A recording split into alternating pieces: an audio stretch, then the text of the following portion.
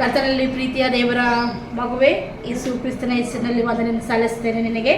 ಸತ್ಯವೇದ ವಾಕ್ಯ ಭಾಗದಲ್ಲಿ ತೆಗೆಯೋಣ. ಕೀರ್ತನೆ 41ನೇ ಅಧ್ಯಾಯ ಅದರ 3 ಮತ್ತು 4ನೇ ವಚನ ಭಾಗ. ಅವನು ಅಸ್ವಸ್ಥನಾಗಿ ಬಿದ್ದುಕೊಂಡಿರುವಾಗ ಯೆಹೋವನು ಅವನನ್ನು ಉದ್ಧರಿಸುವನು. ಅವನ ರೋಗವನ್ನೆಲ್ಲ ಪರಿಹರಿಸಿ ಆರೋಗ್ಯವನ್ನು ಉಂಟು ಮಾಡಿದೆಯಲ್ಲ ಸ್ವಾಮಿ.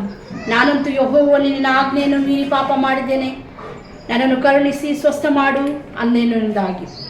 ಇಲ್ಲಿ ಈ ಒಂದು ವಾಕ್ಯ ಭಾಗದಲ್ಲಿ ಓದುವಂಥದ್ದೇನೆಂದರೆ, ಈಗ ಅವನು ಅಸ್ವಸ್ಥನಾಗಿ ಬಿದ್ದುಕೊಂಡಿರುವಾಗ, ಕಾಯಿಲೆಯಲ್ಲಿ ರೋಗದಲ್ಲಿ ಬಿದ್ದುಕೊಂಡಿರುವಾಗ, ಯಾರು ನನ್ನ ಉದ್ಧಾರಕನಿಂದಾಗಿ ಚಿಂತಿಸುವಾಗ, ನನಗೆ ಆರೋಗ್ಯವಿಲ್ಲವಲ್ಲ, ನಾನು ಹಾಸಿಗೆಯಲ್ಲಿ ಬಿದ್ದುಕೊಂಡು ಸಾಯಬೇಕು ಎನ್ನುವಂತಹ ಗಂಭೀರವಾದ ಪರಿಸ್ಥಿತಿಯಲ್ಲಿ ಸತ್ಯವೇದದಲ್ಲಿ ಹೇಳುವಂತಹ ಮಾತೇನೆಂದರೆ, ಕರ್ತನು ತಿಳಿಸುವಂತಹ ನುಡಿ ಏನೆಂದರೆ, ಇಗೋ ನಾನು ಸ್ವಸ್ಥತೆಯನ್ನು ಉಂಟು ಮಾಡ್ತೇನೆ ಎನ್ನುವುದಾಗಿ.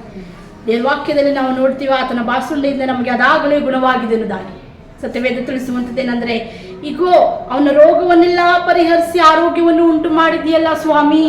ರೋಗವೆಲ್ಲ ತೆಗೆದು ಹಾಕಿ, ಅವನಲ್ಲಿರುವಂತಹ ಎಲ್ಲ ಪಾಪವನ್ನು ತೆಗೆದು ಹಾಕಿ, ಅವನು ಭಯಪಡುವಂತಹ ಅನೇಕ ವಿಷಯಗಳು, ಭಯಪಡುವಂತಹ ಕಷ್ಟ, ಕಣ್ಣೀರುಗಳು, ರೋಗದ ಬಾಧೆಗಳು, ಅನೇಕ ವಿಧವಾದಂತಹ ಚಿಂತೆಗಳು, ಅದೆಲ್ಲವನ್ನು ನೀನು ತೆಗೆದು ಹಾಕಿದ್ದೆ, ಅದೆಲ್ಲವನ್ನು ಪರಿಹರಿಸಿದ್ದಿ.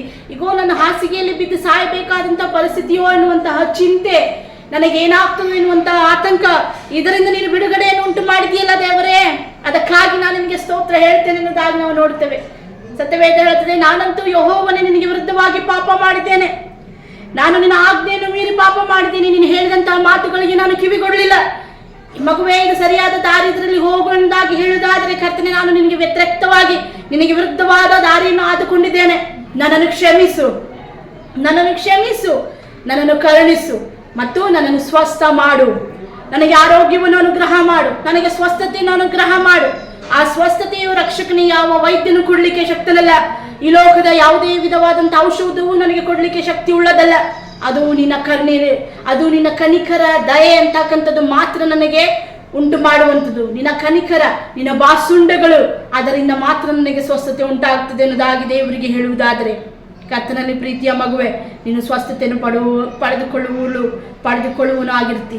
ಈ ದಿನ ದೇವರು ಕೊಡ್ಲಿಕ್ಕಿರುವಂತಹ ಸ್ವಸ್ಥತೆಯನ್ನು ಅನುಭವ ಮಾಡು. ದೇವರು ನೀಡಲಿಕ್ಕಿರುವಂತಹ ಅದನ್ನು ಕರುಣೆಯ ಸ್ವಸ್ಥತೆಯನ್ನು ಸ್ವೀಕಾರ ಮಾಡು. ಹಾಗಾಗುವಂತೆ ಕರ್ತನು ತನ್ನ ಕನಿಕರವನ್ನು, ದಯೆಯನ್ನು ನಿನಗೆ ಅನುಗ್ರಹ ಮಾಡಲಿ. ಆಮೇಲೆ